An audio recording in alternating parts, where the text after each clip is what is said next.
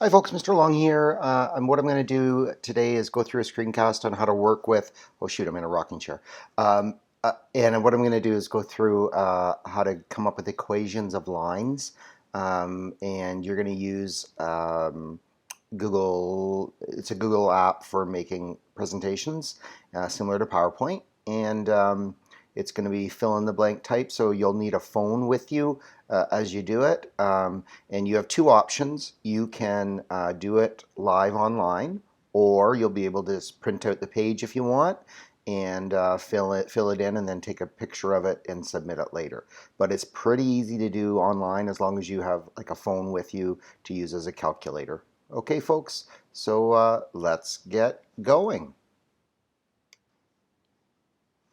Okay, folks, so once you open up the file, it's going to look like this. It's just, it's one of those Google apps, Google Sheets, I think it is. I can't remember what it is, what the name of it is, sorry. Anyway, so once you get it, it'll look like this. Your screen will look like this. And what I'd like you to do, first thing I'd like you to do is to zoom in to 200%. So you can see right here where there's a little plus sign, a magnifying glass.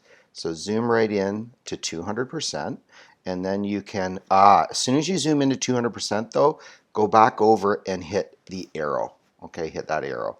So, and then the way you're going to do this is you'll be able to just move around and navigate through.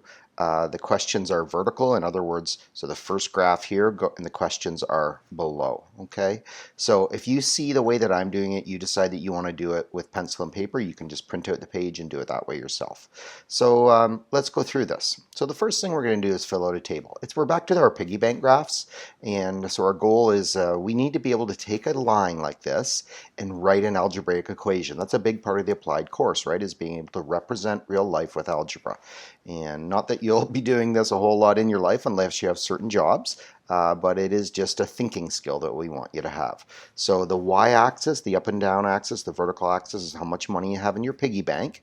That's always connected to a certain amount of withdrawals or deposits that you've taken.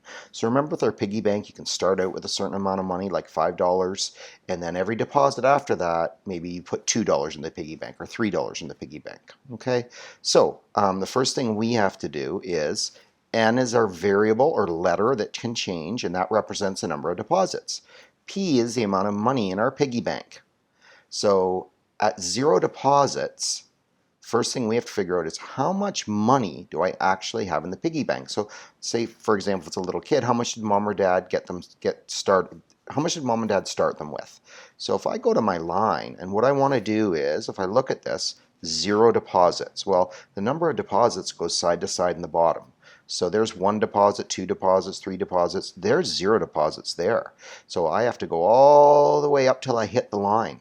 Oh, well, at 0 deposits, I have, what number is that? That's 6 and that's 8. So halfway in between that has to be $7. So I have $7 at the start. So what I do is I come to here and I double click. Do you see how I just double click on that spot and I type in 7? Okay, I'm done that. Now the next thing I want to do is I want to find one other point on the line. Okay, and that goes, the deposits goes here, the pay goes here, or the piggy bank balance goes here. So let's go up. I've kind of helped you because I've put a dot right here for your second point. When we go through this later, I'm not going to give you that point. You're going to have to figure that out on your own. The idea, though, is that you get a point that's that goes nicely on the intersection of two lines on the axes.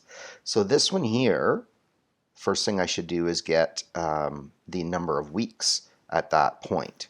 Well, the number of weeks is 3. So I go up and I hit, remember these are called ordered pairs.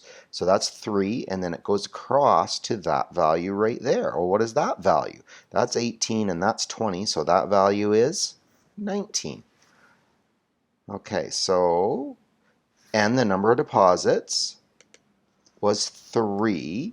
And I'm going to go back and just double check and see if I've got it right. 3 goes with, yeah, 19. So we'll go from 3, go up and hit the line and go across, and it's $19. Okay. Now I think we talked briefly about rise and run before, and what run is how much does this change by going from this dot to this dot, or between the ordered pairs. So it increases by 1 deposit, 2 deposits, 3 deposits, right?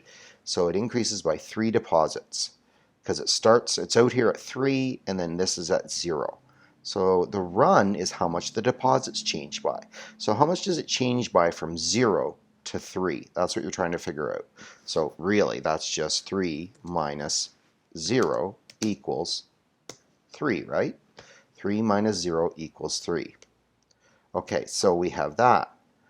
And that's how much, oh, and I should put the units on that. Oh, darn. That is 3 deposits.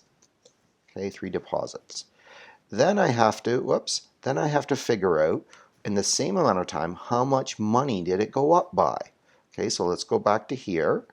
And so what I'm figuring out is how much money did it go up by from right here up to right here.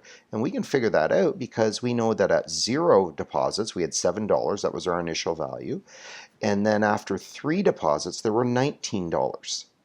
So if I want to figure out how much the money went up by, this was $7, this was $19. Well, 19 minus 7 is how much it changed by, and that equals, I got to put units on it, $12. Okay, that's $12. So now what I need to do is I need to do the rate. Okay, the rate. Now, I didn't give you a spot to do the rate, but you're going to do that with your calculator. So I'll just show you how you might do that. Okay, so if you need a calculator, you can go and get the Desmos Scientific Calculator. I'll leave a link, or there is a link below in the Google Classroom. In the Google Classroom post. So what do we need to figure out here? We need to figure out the rate. So what is the rate?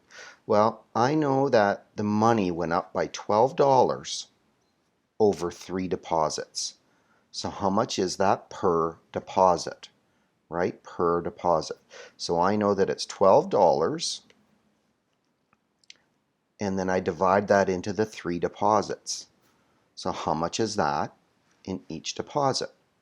It's $4. Okay, it's $4 for each deposit, and you can see that on the calculation. So that's the rate. Okay, we know there's an initial value of 7 and the rate is 4. In other words, it starts at $7. This piggy bank starts at $7, and then every week they put in $4. And remember, the rate repeats, right? The initial value you only get once. That's why there's no multiplication involved with it. But the rate repeats. You get $4 every week. 4 plus 4 plus 4 plus 4 plus 4, and we know that repeated addition is multiplication.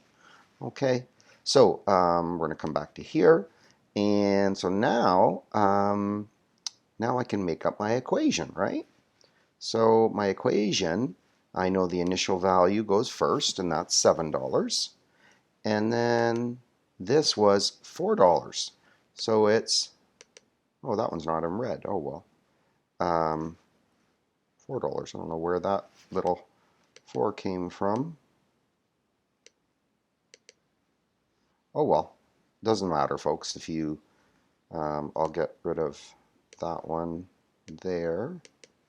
Doesn't matter to me which 4 you, or which box you pick there. So $4 plus, so $7 plus $4, and N means per deposit, right? N represents a number of deposits. And then the last thing that you're going to do once you do that, oh, by the way, let's go back and look at our graph and see if that makes sense. Start at 7 and go up by 4. So start at 7, go over by 1 deposit, and then look at how much it goes up by. 1, 2, 3, 4. Go over by 1 deposit, and it goes up by 1, 2, 3, $4. Ah, so we've done it right. That's a nice way to check. Okay, so now let's go ahead and figure out how much money we will have in 13 deposits. So what is that 13?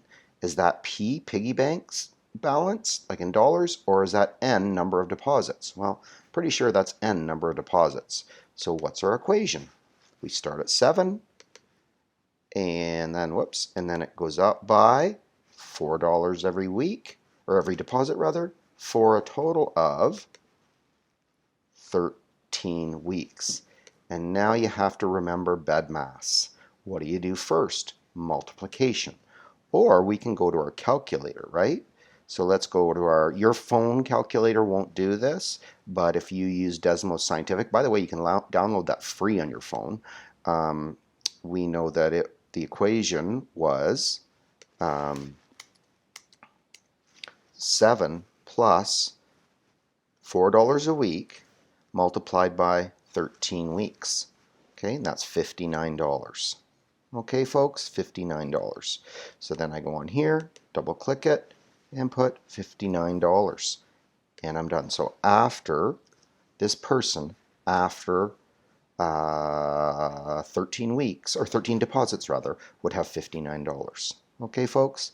So this task requires you to understand graphs, how to read graphs, how to do what's called rise and run. Rise and run just means how quickly are things changing, and then you're going to calculate the rate from that. Okay?